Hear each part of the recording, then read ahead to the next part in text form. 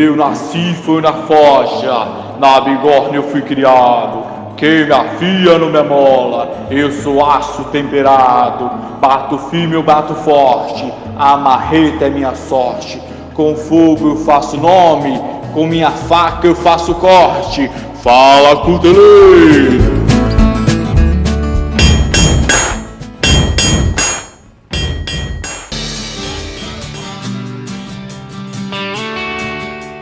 Saudações, amigos, sejam bem-vindos ao Fala Cuteleiro, o podcast oficial do Clube da Cutelaria. Meu nome é Janaia Fabre e hoje vou acompanhar vocês em mais uma super entrevista. Hoje nós vamos receber Ismael Bigelmaier. Isso mesmo, Ismael, que é uma das personalidades mais respeitadas e um dos cuteleiros mais queridos do cenário nacional. Ele vai falar um pouquinho sobre sua história, seus empreendimentos e um pouco da sua opinião sobre a cutelaria na atualidade. Mas antes de começar o nosso programa, eu não posso deixar de dizer que a gente vai ter uma sessão nova aqui dentro do programa Fala Cuteleiro, isso mesmo. A partir de hoje, a gente vai ter causos de cuteleiro, isso mesmo. Vão ser histórias divertidas, engraçadas, curiosas, que os cuteleiros vão mandar pra gente por áudio e a gente vai ouvir, vai conhecer um pouco mais sobre essas situações inusitadas da cutelaria. Então, se você tem uma história bem bacana, bem legal, você pode entrar em contato com a gente e nos mandar. Pode ser pelo Facebook, pelo Instagram, você pode nos contactar pelo site ou diretamente pelo nosso WhatsApp, que é 16 99768 3709. Se você tiver uma história bem legal, pode nos mandar que você pode estar aqui no programa Fala Cuteleiro.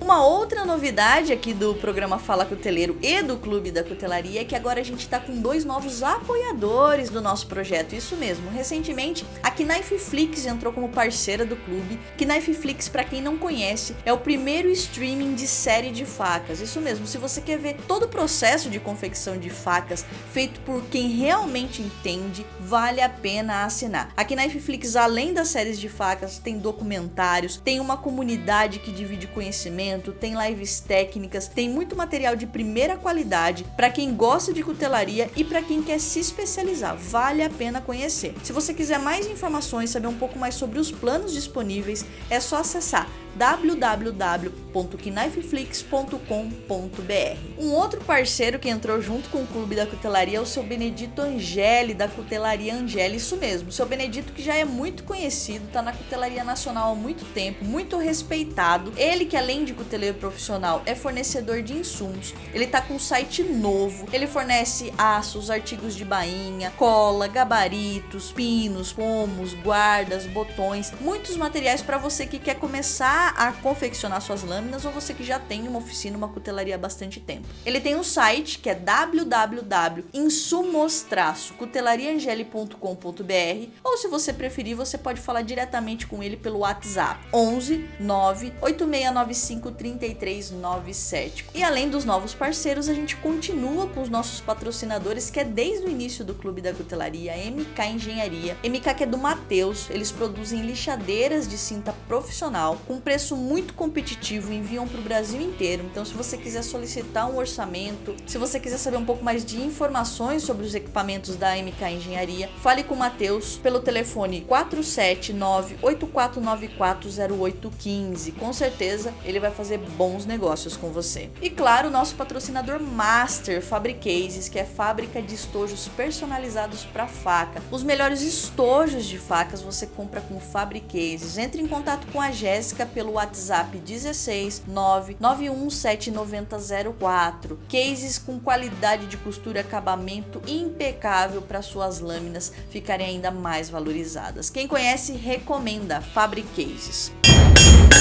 Bom, então vamos começar o nosso bate-papo com o Ismael.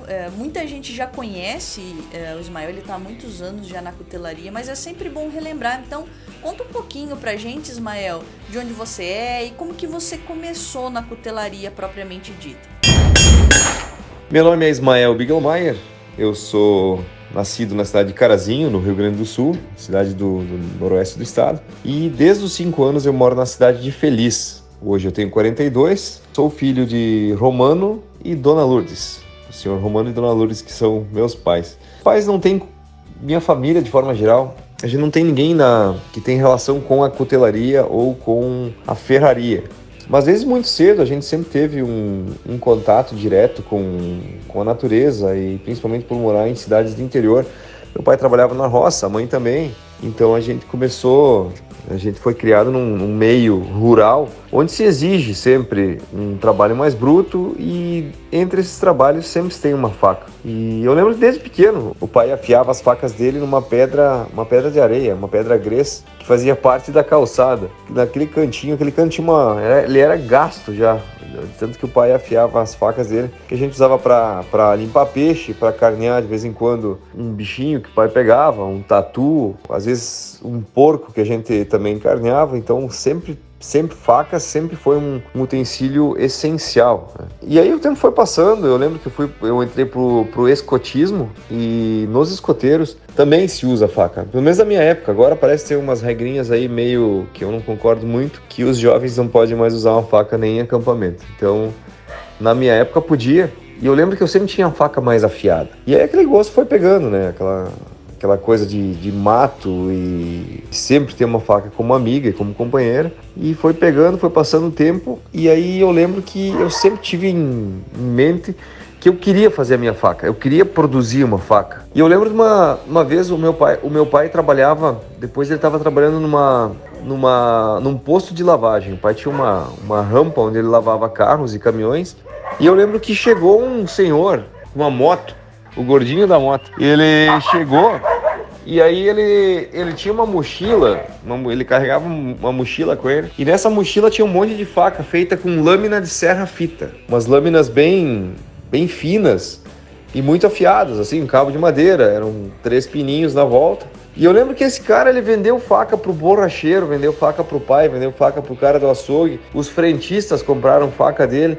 Eu sei que numa parada que ele fez ali, ele deve ter vendido umas 10 facas, passava de vendendo. E pá, fiquei pensando, nossa, que baita negócio, o cara saiu com um monte de dinheiro dali, umas facas que ele mesmo faz. E aquilo ali foi o start, sabe? Aí passou uns 3 anos, eu vou ter que plagiar aquele gordinho da moto que tava vendendo faca. E aí se passaram alguns anos aí, talvez uns 3 anos, uns 4 anos, e eu fiquei desempregado. Eu trabalhava de eletricista na cidade de Nova Petrópolis. Eu lembro que eu estava terminando de fazer a instalação elétrica de um bistrô. Essa história já é conhecida de alguns, mas vou repetir que vale a pena. E por coincidência, olha só, esse bistrô, ele era gerenciado, o gerente do bistrô era o Daniel Jobim, campeão do Desafio Sob Fogo, acho que na 2ª edição. Ele era o gerente desse bistrô.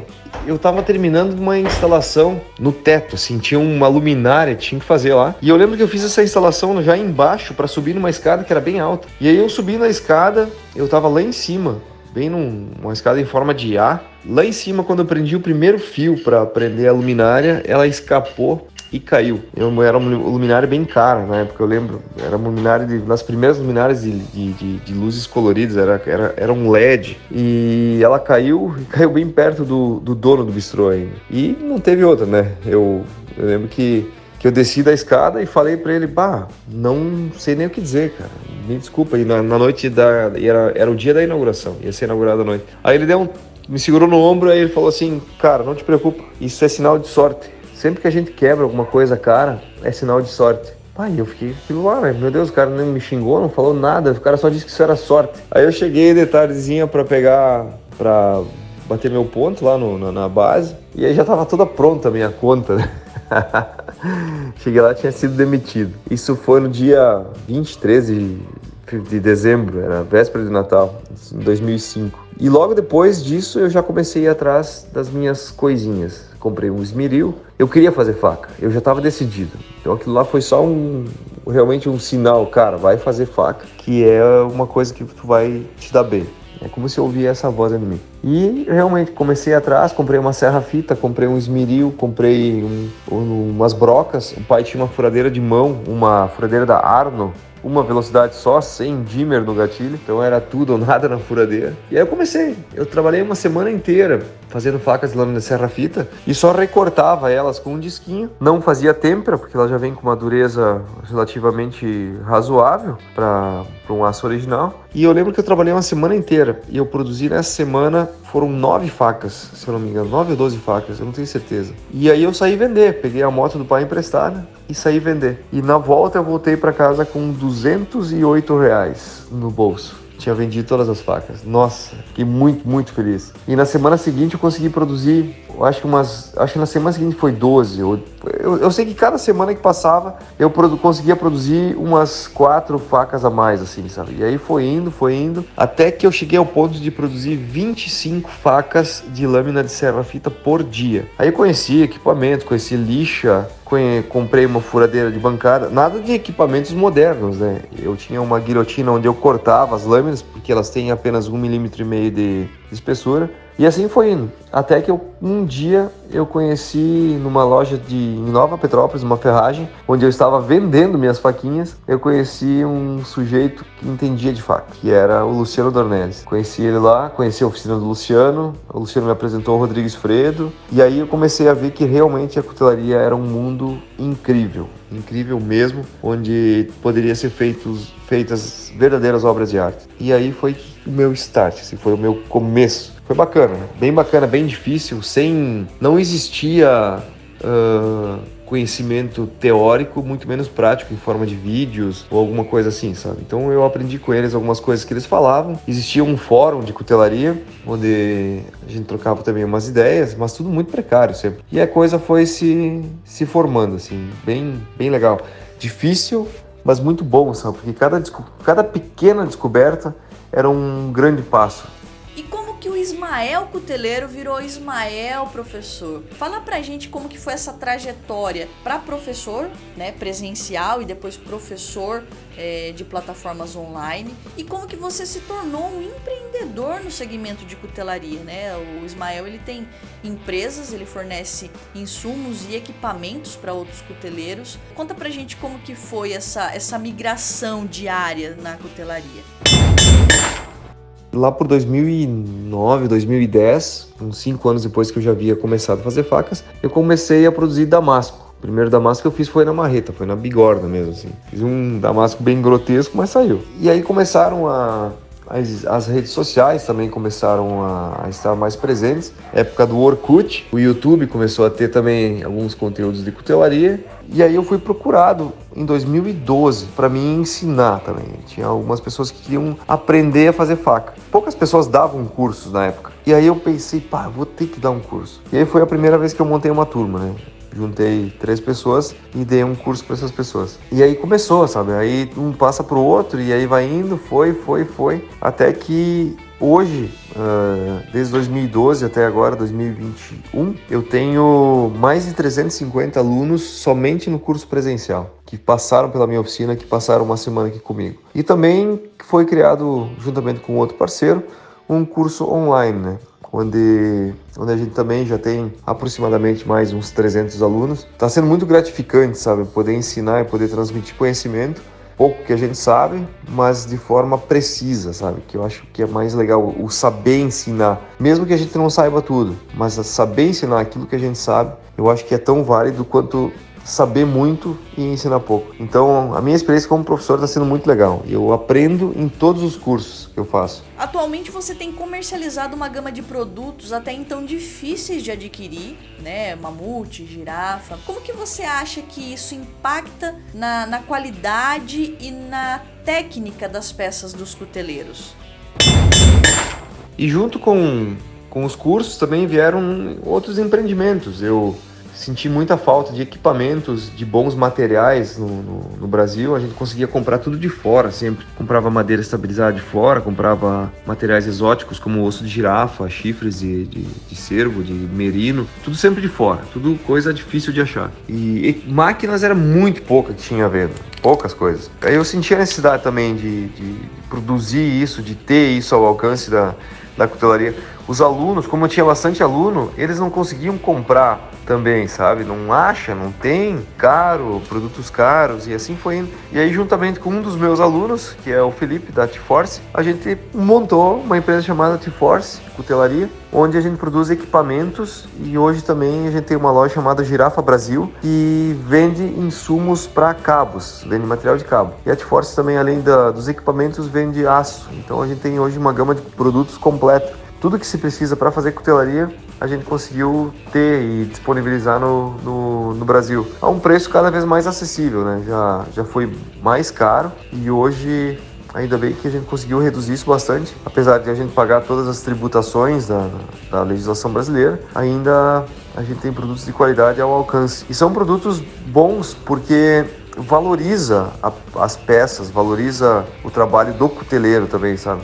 Hoje os clientes, eles procuram um material mais nobre em suas facas. Então tem sido bem legal, uma experiência muito, muito boa mesmo, gratificante. E para mim, melhor ainda, né? Eu consigo ter ao alcance das mãos os materiais que eu mais sonhava em ter. Então tá ótimo. Como que você vê o segmento de cutelaria nesses últimos anos? Principalmente de um ano para cá, né? Um ano de pandemia. De maneira geral, como que você avalia? Foi um ano próspero ou foi um ano mais difícil para os profissionais?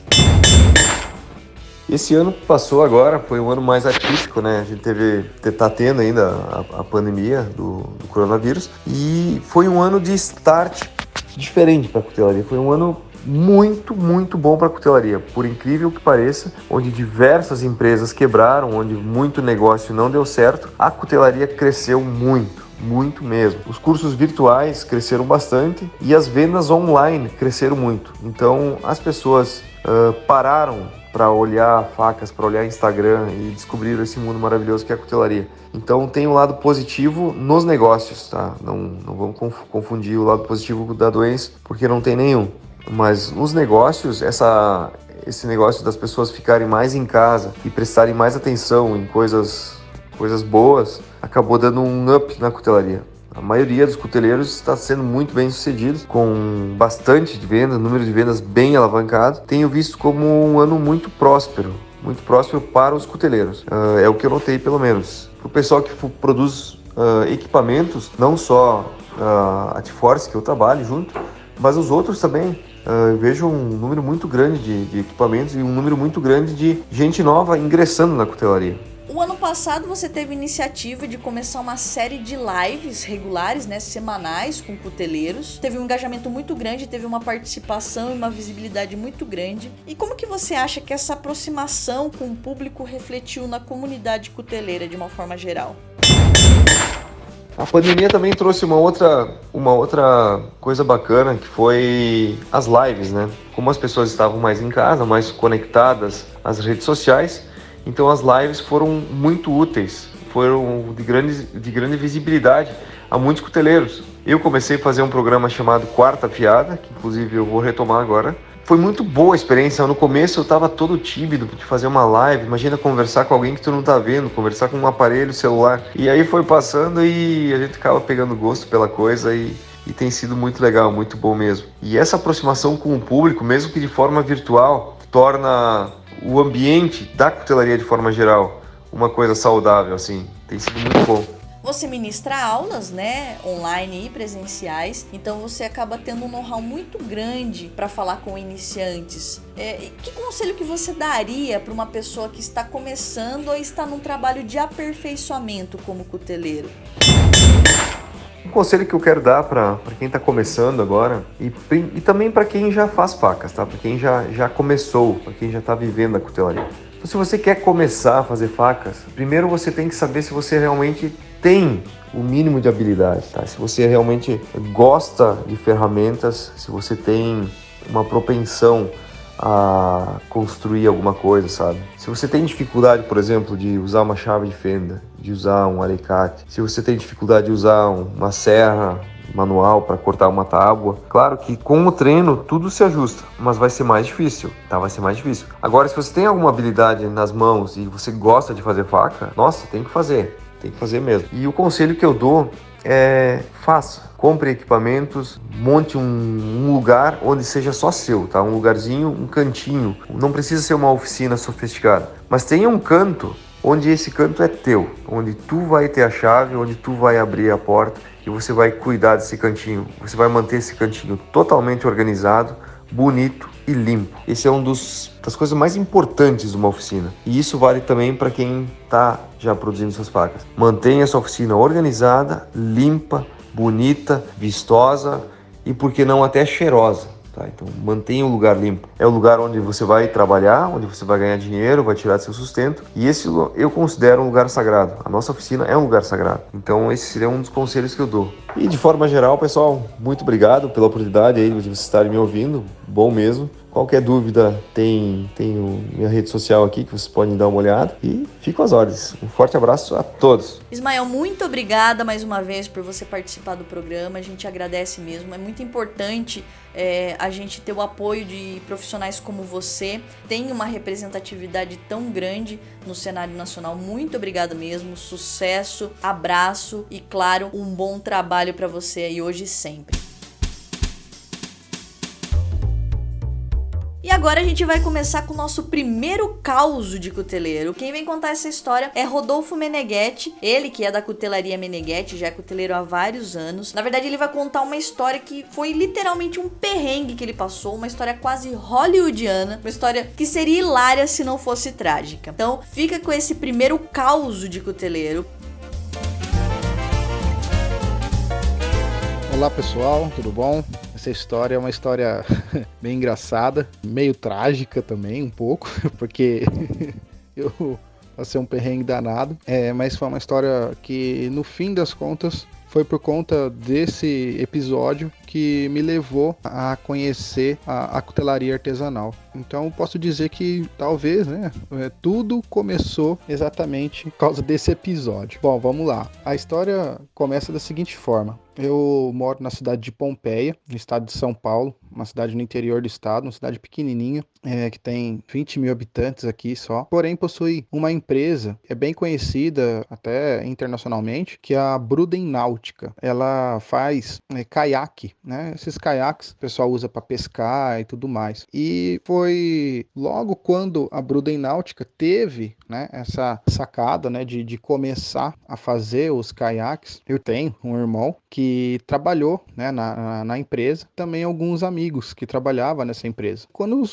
foram fabricados os primeiros caiaques, a gente pegou e fez uma espécie de expedição, para sair no rio, remando ali, para testar, por realmente a vida útil aí dos caiaques à prova. E foi o que fizemos. Então, aqui na minha região tem alguns riozinhos aqui, um deles, que é o que a gente começou, a gente foi até a fazenda de um amigo que trabalhava nessa empresa. Ele, na fazenda dele começava, o rio passava por trás da fazenda dele, e a gente levou lá os caiaques, e fomos, eu acho que mais ou menos umas 30 pessoas, alguma coisa assim, eu não me lembro direito, já faz um bom tempo, eu tinha 17 anos. E a gente começou a colocar os caiaques na água e tal, e saímos remando ali, testando os caiaques e tudo mais. Bom, vamos a alguns detalhes. A gente colocou os caiaques na água num rio chamado Tibiriçá. O percurso, a nossa rota era navegar pelo rio Tibiriçá e ele deságua no Rio Feio. Aí depois do Rio Feio a gente navegaria um pouquinho nele, remava um pouco nele também e chegaria numa ponte até numa cidade chamada Louisiana, uma cidadezinha menor que a minha até aqui no interior do estado também. E aí a gente estava em mais ou menos umas 30 pessoas, como eu já disse. Algumas delas nunca tinha remado na vida, outras não fazia ideia do que estava fazendo. Realmente foi uma coisa foi inteira, mal planejada. Foi um negócio bem engraçado. E a gente começou a navegar. Antes disso, o pessoal chegou até a tirar algumas fotos por satélite para ver quanto que dava o percurso, quantos quilômetros ia dar esse percurso e tudo mais. Segundo essas fotos, era um percurso de 30 quilômetros de remada. É uma coisa já bem difícil. Só que o rio tem muita correnteza. Então o pessoal falou que daria certo e tudo mais. Porém, uma foto de satélite, ela não considera as curvas do rio. Pelo menos aqui a gente tirou.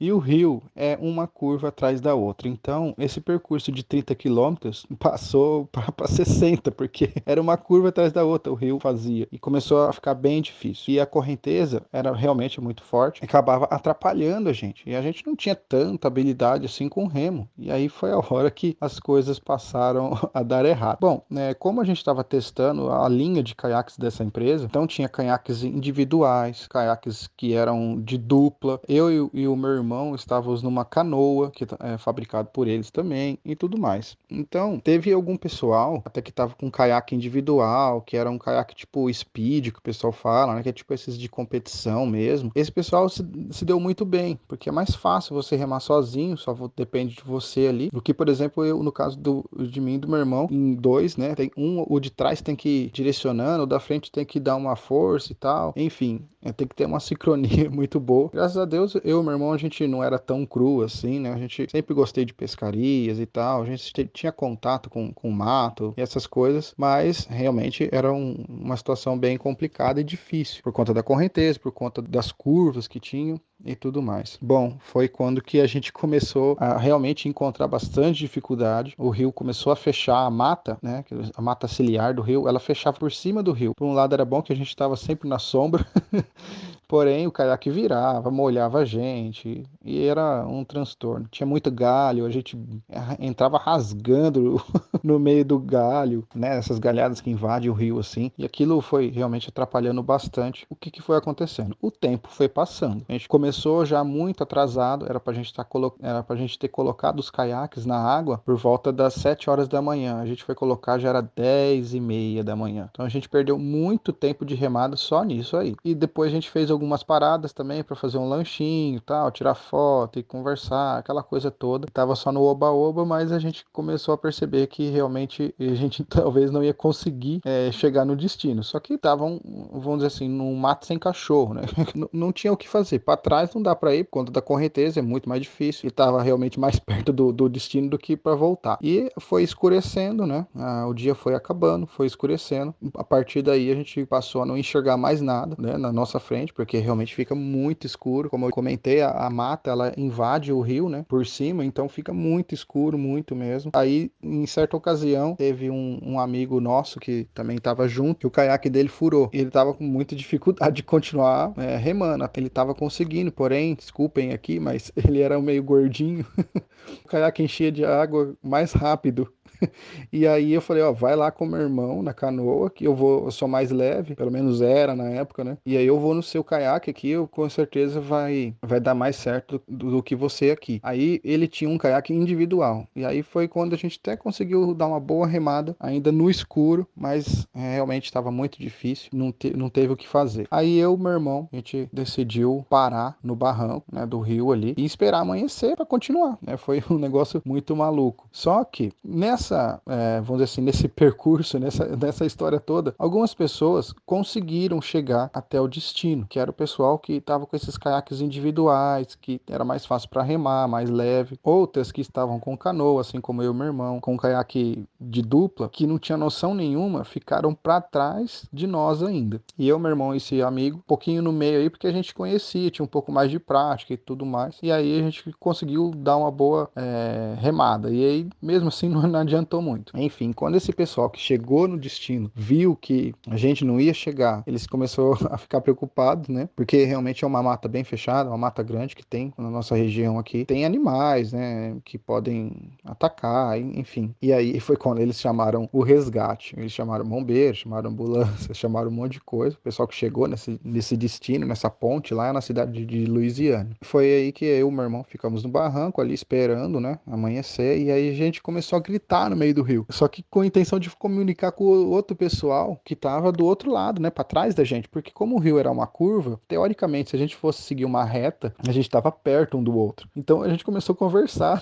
por gritos com o outro pessoal que tava do outro lado do rio, lá pra trás da gente ainda. Foi um negócio uma experiência meio maluca.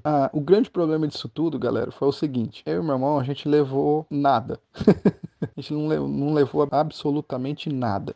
Foi um negócio muito ruim da nossa parte. O que eu tinha, né? Pra falar que eu não levei nada. Eu tinha 1,5 m de corda que eu levei. Eu tinha 2 toalhas que estavam molhadas. E eu tinha levado uma faca, né? Uma faca que é muito especial pra mim, porque era do meu pai. É uma faca que talvez o pessoal aí conhece, é o conjunto Pantanal que era dos anos 80, que a Tramontina fabricava. Levei essa faca, eu sempre levo ela comigo. Tenho um sentimento sentimento muito forte em cima dela, por conta que ela era do meu pai. Enfim, levei essa faca e eu falei, e agora? O que a gente vai fazer, né? É só isso que a gente tem, né? Não tinha um fogo, não tinha nada, também não sabia como fazer, né? Através de métodos primitivos. Enfim, eu sei que a gente foi começar a ficar com frio, né?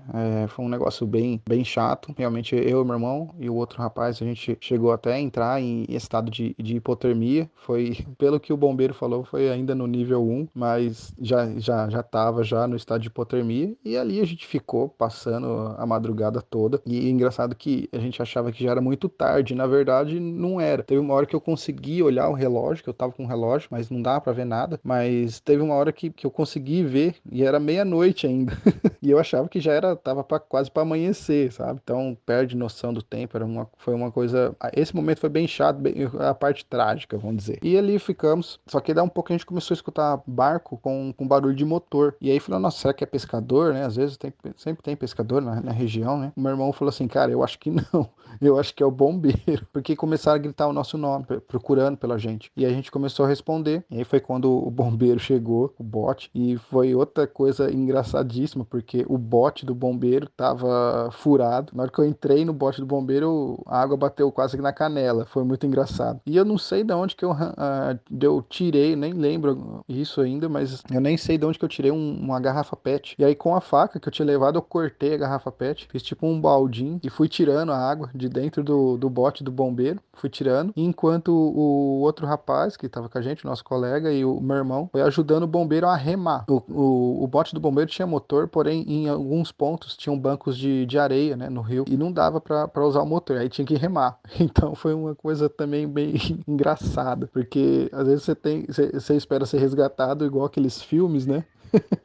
Sai dali, tudo certinho, mas no fim das contas a gente teve que ajudar o próprio bombeiro. Mas foi uma experiência bacana. E aí a gente conseguiu, enfim, chegar no destino, né? Nessa ponte lá em Louisiana. E chegando lá foi muito engraçado, porque aí sim parecia cena de filme. Eu me lembro de ter duas ambulâncias do SAMU, mais um caminhão de bombeiros e uma viatura da polícia. Tava todo mundo mobilizado a resgatar a gente. Eu, meu irmão e o outro pessoal. Foi muito engraçado, porque aí parecia cena de filme mesmo, que as sirenes todas ligadas ali, o giroflex, aquela luz na beira do rio, foi muito engraçado. E a gente tava com muito frio mesmo. Eu lembro que eu entrei na ambulância do SAMU, o cara ligou o ar-condicionado no quente, né, da ambulância do SAMU, eu entrei lá dentro e não passava o frio, cara. Era muito difícil a situação, porque realmente tava com bastante frio, mas aí eles observaram que era porque a gente tava no estado de hipotermia, que demora um pouquinho para passar. Mas essa é a história. No fim, o que aconteceu? O pessoal que tava para trás da gente, eles estavam o bombeiro conseguiu chegar perto deles, porém não conseguiu resgatar, porque eles estavam num lugar de difícil acesso, não tinha como chegar, e eles tiveram que passar a noite lá. Porém lá, eles estavam com as caixas térmicas, tinham bebidas, comida, tava tudo com eles. Também tinham algumas pessoas que eram fumantes, então eles tinham isqueiro e conseguiram fazer fogo. Então eles ficaram acampados ali, foi até meio que com luxo, vamos dizer assim, perto da situação que tava eu, meu irmão e o nosso outro colega, que não tinha nada, né? Mas foi uma coisa bem legal. Foi a partir daí que eu comecei a pesquisar sobre um assunto chamado sobrevivência, né? Sobrevivencialismo, por conta desse episódio, que eu falei, não, eu não posso passar por isso de novo. Se acontecer, eu tenho que estar preparado, né? E aí foi quando também, consequentemente, eu achei a cutelaria artesanal, e aí me despertou o desejo de ter uma faca artesanal. Por fim, eu achei melhor fazer a minha do que comprar, e aí foi quando realmente comecei na cutelaria. Já faz um bom tempo isso aí já, mas foi uma experiência bem bacana. Espero que vocês tenham gostado da história aí, e a gente vai lembrar disso pro resto da vida aí, da história para contar pros netos e bisnetos. Grande abraço a todos aí. Meneghetti, obrigado por dividir a sua história, agradeço por participar, e se você também quer a sua história contada aqui no Fala Cuteleiro, você pode entrar em contato com a gente pelo Instagram, pelo Facebook, ou você pode mandar o seu áudio diretamente pro nosso WhatsApp 16 997683709. As melhores histórias, mais engraçadas, as mais curiosas, a gente vai selecionar, a gente vai estar colocando aqui no programa Fala Cuteleiro. Gente, por hoje é só. Muito obrigado pela companhia, muito obrigado pelo apoio de sempre. É justamente vocês que estão fazendo o sucesso do Clube da Cutelaria. Não esqueçam, vocês podem participar do clube como cuteleiro ou empresa, se inscrevendo e sendo categorizados em nosso site. Você pode fazer parte do nosso clube VIP, ter acesso aos materiais exclusivos, literalmente se cadastrando com seu e-mail e senha. E claro, você pode estar acompanhando todo o conteúdo que a gente disponibiliza em nossas redes sociais. Dúvidas e informações a gente está disponível sempre. Muito obrigado pelo carinho, pelas mensagens que a gente sempre recebe. Uma boa semana a todos e fiquem com Deus.